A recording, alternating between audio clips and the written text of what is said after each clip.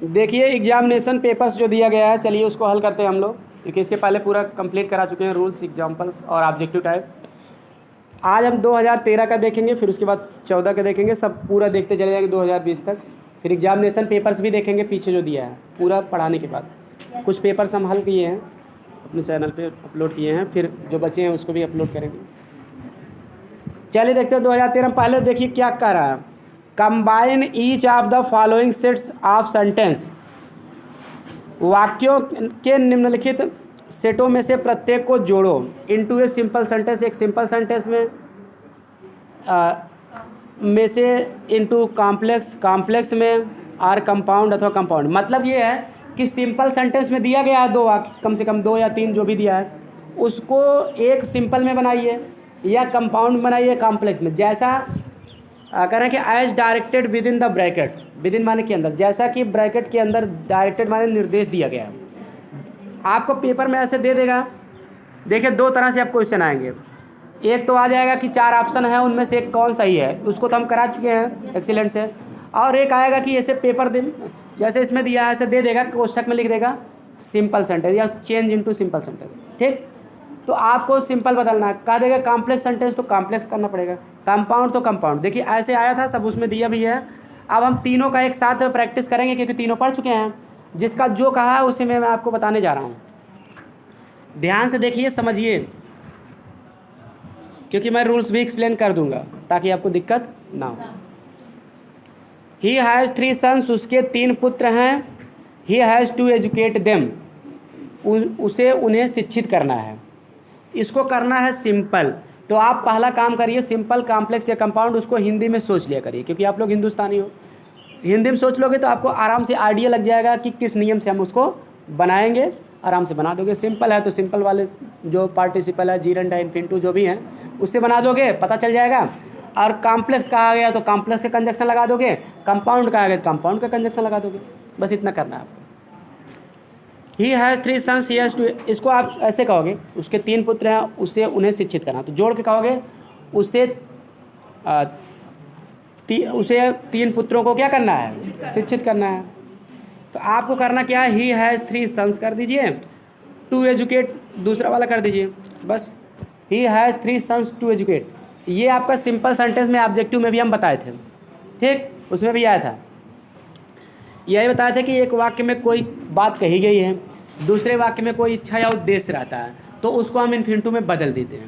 ठीक, हिंदी इन्फिनिटिव के ना ने नहीं आती है, 2 प्लस फर्स्ट फॉर्म को इन्फिनिटिव कहते हैं। ठीक, तो अब यहाँ उसके पास शिक्षित करने के लिए 3 पुत्र हैं, यही आ रहा है। तो शिक्षित करने में टू एजुकेट आ ही जा रहा है, तो टू एजुकेट एडजेक्टिव को हम क्या करेंगे, पहले वाक्य में सेट कर देंगे, जोड़ देंगे। बस कुछ करना और ना नहीं है, यानी एक वाक्य को सीधे सीधे लिख दो, दूसरे वाक्य की क्रिया को इन्फिनिटिव बना दो। तो he has 3 sons to educate, बस कन्फर्म हो गया। उसके पास हैं क्या है, 3 पुत्र हैं, किस लिए हैं, टू एजुकेट। बस ऐसे आराम से हो गया, ऑब्जेक्ट का पार्ट बन गया। अगला है ही heard the news, he was glad, वह समाचार सुना, वह खुश हो गया। तो अभी आपको ये भी आपको कॉम्प्लेक्स सेंटेंस में बताया गया था, कॉम्प्लेक्स बनाना है ना। अभी आपको छांटने वाले में जो ऑब्जेक्टिव में अभी बताए थे जस्ट ना, कॉम्प्लेक्स सेंटेंस में अभी बताए थे इसके पहले। तो उसमें दिया था as soon as he heard the news he was glad, जो ही वह समाचार सुना तो ही वह क्या हो गया था, खुश हो गया था। ये आपका 12C का पहला क्वेश्चन है जो ऑब्जेक्टिव वाला बताए थे, वही क्वेश्चन है। ठीक, सेम टू सेम इसका आंसर उसमें दिया गया है, सुन एज से। एज सुन एज लगा शुरू में, काम करके अगला वाक्य जोड़ दो। ठीक, क्योंकि एज सुन एज माने ज्यों ही होता है, आप इसको जोड़ कैसे कहो, ज्यों ही वह समाचार सुना त्यों ही वह खुश हो गया।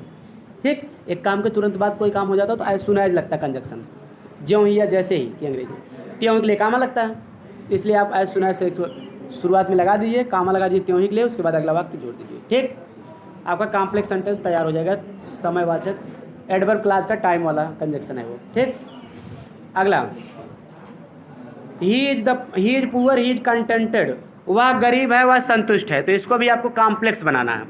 तो कॉम्प्लेक्स में आपको ऐसे कहोगे, गरीब है वह संतुष्ट है, तो इसको ऐसे जोड़ोगे, यद्यपि वह गरीब है फिर भी वह संतुष्ट है। ठीक, आल्दो से बनेगा, आल्दो शुरुआत में लगा दीजिए आप ALTHOUGH, फिर कामा करके अगला वाक्य सेम टू सेम जोड़ दीजिए। हाँ, अगला वाक्य को जोड़ेंगे तो यह छोटे से हो जाएगा, क्योंकि दोनों को एक वाक्य बनाना। ठीक, अगला है इट वाज संडे मॉर्निंग। ये देखिए 4 वाक्य, ध्यान से पढ़िए, सिंपल सेंटेंस बनाना है, टेंशन ना लीजिए, बहुत आराम से बन जाएगा। पहले आप समझिए उसको, अपने भाषा में थोड़े में कहने का प्रयास करेंगे। इट वाज संडे मॉर्निंग माने रविवार की सुबह थी। ही वेंट टू मार्केट, वह बाजार गया। ही वेंट टू बाई टॉयज, वह खिलौना खरीदने गया। He wanted to buy toys for his younger brother, वह अपने छोटे भाई के लिए खिलौना खरीदना चाहता था। क्लियर। अब देखिए खिलौना खरीदना चाहता था, ये उसका उद्देश्य है, तो इसी को हम इन्फिनिटिव में बनाएंगे, इच्छा है उद्देश्य को, ये क्लियर है। अब लेकिन हम इसको थोड़े में कहेंगे, देखिए अब देखिए it was Sunday morning he went to ठीक है, मार्केट। अब देखिए बात यह भी है कि रविवार की सुबह थी, वह बाजार गया, तो अब कहेंगे हम रविवार की सुबह को वह बाजार गया। अभी थोड़ा 2 ही जोड़ रहे हैं, तो इतना आ रहा है। तीसरा क्या हो गया, टू बाई टॉयज, खिलौना खरीदने के लिए, ये भी उसका उद्देश्य है, तो इसको 2 + फर्स्ट फॉर्म। तो रविवार की सुबह को वह खिलौना खरीदने के लिए बाजार गया, तीनों को जोड़े तो ये आया। अब चौथा जोड़ेंगे तब क्या आएगा, और he wanted to buy toys for his younger brother, तो इसको भी हम जोड़ देंगे, वह अपने छोटे भाई के लिए खिलौना खरीद रहा था। तो चारों हम जोड़ के कहेंगे, हिंदी में ऐसे कहेंगे, रविवार की सुबह को वह अपने छोटे भाई के लिए खिलौना खरीदने के लिए बाजार गया। आराम से कहा ले जा रहे हो, रविवार की सुबह को वह अपने छोटे भाई के लिए खिलौना खरीदने के लिए बाजार गया। अब इसी का ट्रांसलेशन आप कर दीजिए, आपका वाक्य कन्फर्म हो जाएगा। अगर आप इस तरह से हिंदी में सोच सकते हैं आराम से तब भी बना लेंगे, नहीं तो आपको सारे रूल्स पता होने चाहिए। तो अब देखिए यहाँ वाज क्या है, तो देखिए इट अलग सब्जेक्ट है, ही अलग सब्जेक्ट है। तो जब दो सबके सब्जेक्ट एक जैसे नहीं रहते हैं, हमको लिखना पड़ता है दोनों सब्जेक्ट। ही तो सब में है, तो ही को आप नहीं लिखोगे बार बार, लेकिन इट को लिखना पड़ेगा ही। तो इसको कहते हैं नॉमिनेटिव एब्सोल्यूट। उसमें नॉमिनेटिव एब्सोल्यूट के नियम से बनेगा ये पहला वाक्य। उसमें ये बताया जाता है इट निर्जीव रहता है या कोई प्राकृतिक चीज़ का वर्णन करता है, तो अगला सब्जेक्ट और रहता है। तो उसके बाद इट के बाद अगर वाज आया है, वाज, इज, आर, वर, ये पांचों, और ये मुख्य, इनके बाद मुख्य क्रिया नहीं आई है, तो इनको हम बीइंग में बदल देते हैं। ठीक, समझ गए कि नहीं। तो इसलिए आप कह दीजिए इट बीइंग कर दीजिए, इट बीइंग संडे मॉर्निंग, इतना कर दीजिए। उसके बाद आप कामा लगा दीजिए, अगला सब्जेक्ट लिखने से पहले कामा लगा के रविवार की सुबह होने के नाते, इसका हिंदी है, हम हल्का सा रुकेंगे तो अल्प विराम लगता है। ठीक, तो अगला वाक्य में आप सब्जेक्ट ही लिख दीजिए अगले वाक्य से, it being Sunday morning comma he went to market, इतना लिख दीजिए। उसके बाद ही वेंट हटा दीजिए, क्योंकि 2 बार सब्जेक्ट वर्ब लिखेंगे नहीं। टू बाई टॉयज जोड़ दीजिए। अब उसके बाद फिर अगले वाक्य में आ जाइए, फिर ही वांटेड भी हटा दीजिए, क्योंकि 2 सब्जेक्ट वर्ब लिखेंगे नहीं। फिर to buy toys for his younger brother जोड़ते चले जाइए, एकदम आसानी से हो गया। परीक्षा में आ जाएगा तो आप आराम से कर सकते हो, क्योंकि इंपॉर्टेंट वाक्य है। फिर से बता दे रहा हूँ, it being Sunday morning comma he went to market to buy toys. ठीक है, अब देखिए अगले वाक्य से भी हम टू बाई टॉयज, इसमें भी आ गया है ना, टू बाई टॉयज भी हटा दीजिए। ठीक, टू बाई टॉयज दोनों में आया ना, तो उसमें भी हटा दीजिए। टू बाई टॉयज के बाद तुरंत आ जाइए फॉर हिज यंगर ब्रदर। आप समझ गए ना, ग्रामर का ये भी रूल है, अगर 2 वर्ब एक जैसे आते हैं तो हम उनको कॉमन ले लेते हैं, और सब्जेक्ट भी कॉमन ले लेते हैं पार्टिसिपल्स बनाने पर। ठीक, तो it being Sunday morning comma he went to market to buy toys for his younger brother. समझ में आ गया सबके। चलिए आगे चलते हैं। 5वां वाक्य, ही फ्लेड, वह भाग गया। He had seen a bear coming, वह एक भालू को आता हुआ देखा। तो इसको भी मैं जब नाउन क्लास पढ़ाए थे तो उसमें इसको भी हम बता चुके हैं। ठीक है, सेम टू सेम यही वाक्य बता चुके हैं, आप वहाँ से भी इसको देख सकते हो। ठीक ना, उसमें हम बताए थे आपको, पहला ही वाक्य उसमें था ही। ठीक है, उसमें ऑप्शन आपको बताया गया था, on seeing a bear coming comma he fled, यही बताए थे। एक भालू को आता हुआ देखने पर वह क्या किया, भाग गया। बताया था ना, दोनों तरह से इंपॉर्टेंट है, क्योंकि कभी इसमें पूछ लेता है, अब ऑब्जेक्टिव इस पर आएगा तो इसलिए ऑब्जेक्टिव में भी पूछ सकता है, इसलिए इंपॉर्टेंट है दोनों जगह से हम बताए, चाहे जिस तरह से आए, कन्फ्यूजन ना हो। ठीक, तो आप आराम से कर दीजिए, on seeing a bear coming comma, उसके बाद ही फ्लेड। अगला छठवां वाक्य देखते हैं, that animal may be a fish, it may be a serpent, it must be one of them. इसको भी अभी अभी आपको इसके पहले आपको बताया था ना, कंपाउंड सेंटेंस में ऑब्जेक्टिव में भी आया था एनिमल वाला, बताए थे, इंपॉर्टेंट है। तो इसका ऑप्शन आप 14A में जाएंगे। 14A का पहला ही क्वेश्चन ये है, उसमें जो बताए थे हम सी वाला बताए थे, क्या बताए थे, यही बताए थे आपको करना है। दैट एनिमल सब्जेक्ट हो जाएगा, मे बी हट जाएगा, इज लगेगा, is a fish, is either a fish, is यहाँ आइदर भी लगा देंगे, is either EITHER either a fish. उसके बाद इट में भी हटा देंगे हम, वहाँ आर लगा देंगे, आर ए सरपेंट, और अगले वाक्य की कोई ज़रूरत नहीं पड़ेगी। क्यों? क्योंकि कोई प्राणी है, कोई जानवर है, मान लीजिए कोई जाल फेंकने गया तालाब में मछली पकड़ने के लिए, तो ऊपर से देख रहा है पानी के अंदर ही हाथ डाल के, कहा कोई मछली होगी या तो कोई सांप भी कभी कभी फंस जाता है, तो वही गेस लगा रहा है कि यह जानवर सांप हो सकता है, फिर कहता मछली हो सकता है, या उनमें से एक हो सकता है। तो हम जोड़ के कहेंगे, यही कहेंगे, क्योंकि इसको कंपाउंड ही कहा बनाने के लिए, यही कहेंगे वह जानवर या तो मछली या सांप हो सकता है।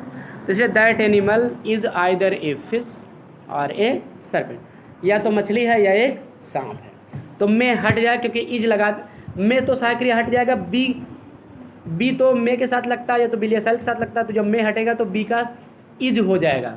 बी का सिनोनिम्स क्या होता है, इज एम आर, होना का अंग्रेजी। सेकंड फॉर्म इसका होता है वाज वर, थर्ड फॉर्म होता है बीन।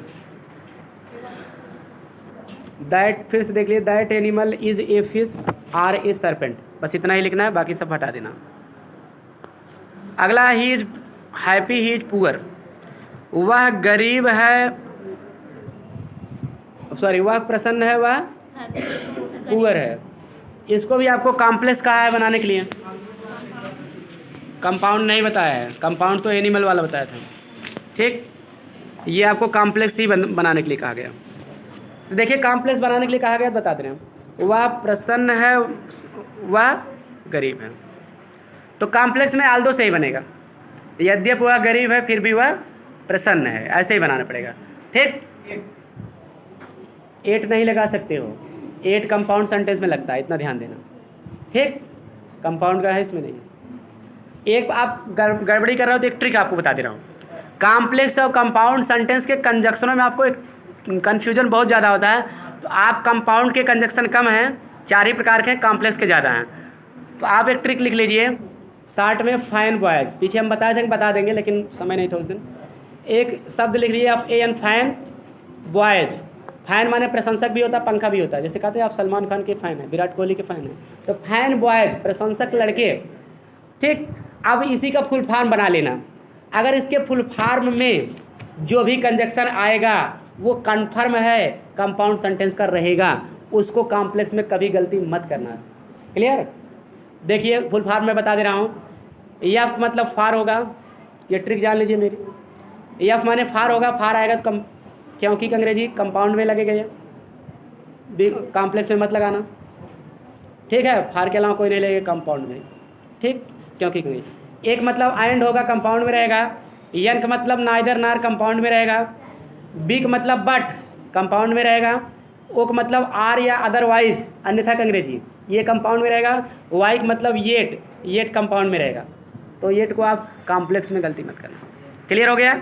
वाई मीन्स 8, YET 8 माने फिर भी हमेशा कंपाउंड सेंटेंस बनाएगा। Fine boys, clear.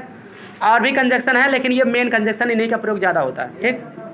वाई से येट होगा, YET येट माने फिर भी। यस कहाँ कंजक्शन है यार, ये बी फार बट होगा, BUT बट मीन्स लेकिन, वो मतलब आर या अदरवाइज। चलिए और भी देखते हैं। अब आल्दो लगा दिए, आल्दो ही इज पुअर, यद्यप वह गरीब है, कामा करके ही इज हैप्पी, ऐसे कर दीजिए जी। अगला, he is very poor, he can not by a flat. तो इसको आपको सिंपल बनाना है, ध्यान देना। वह बहुत गरीब है, वह फ्लैट नहीं खरीद सकता है।